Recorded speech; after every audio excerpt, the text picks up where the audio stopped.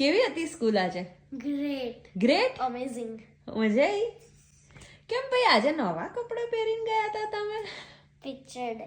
શું હતું? Picture day. Picture day એટલે એમાં શું કરે? બધાના ફોટા પાડે ટુગેધર, પછી ઇન્ડિવિજ્યુઅલ બી પાડ્યો? પ્રિન્સિપલ ને આપે, પછી એ બધા ફોટા એવું કરે? ટીચરે જોવાનું, પછી તમે લોકો જોવાનું. શું રેડી થઈ હતી?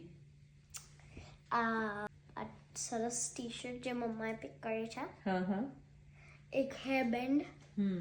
અને બ્રેસલેટ. પછી બીજા બધા કેવું રેડી થઈને આવ્યા હતા?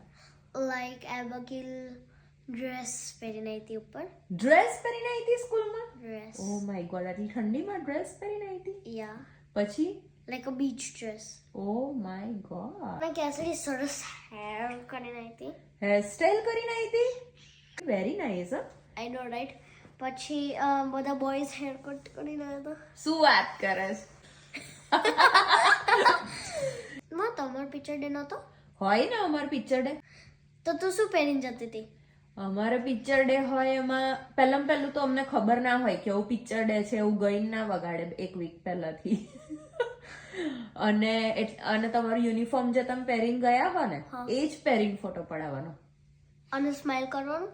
સ્માઇલ કરાય, પણ તમે લાઈક એવું આવું સ્પેશિયલ રેડી થઈને નહીં જવાનું. That's not good. પણ મારી એક ફ્રેન્ડ તો મેકઅપ કરીને આવી હતી અને મેરી લિપસ્ટિક કરીને આવી હતી. રીલી? Makeup, lipstick? એવું તો અમારે અલાવ જ ના હોય. તું ચોટી કરીને જવાનું, પ્રોપર યુનિફોર્મ પહેરીને જવાનું પિક્ચર ડે હોય તો. તો શું થાય? નહીં તો ના પહેરીને આવો તો ના પાડે પિક્ચર. એવું સ્પેશિયલ કે ફોટો પાડવાનો છે તો પ્રોપર યુનિફોર્મ પહેરીને આવવાનું. Oh my. 2 ચોટી, પછી શું કહેવાય, અમારે ટાઈ પહેરતા હતા અમે લોકો, એટલે ટાઈ પ્રોપર. હા, છોકરીઓ બી ટાઈ પહેરે, છોકરાઓ બી ટાઈ પહેરે, બંને. એટલે બધું પ્રોપર પહેરીને જવાનું.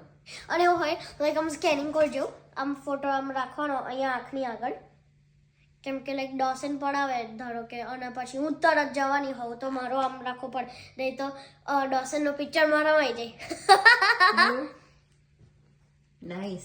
એટલે એ પેલા પૂછે વોટ્સ યોર ફેવરેટ શો, તો મેં કીધું I like Barbie, I watch Barbie. તો હી સેડ સે હાય બાર્બી, સે ડર્ટી ડિશિસ. એટલે સ્માઈલ થાય એવું. Dirty dishes Barbie. ઓ સારું કર્યું.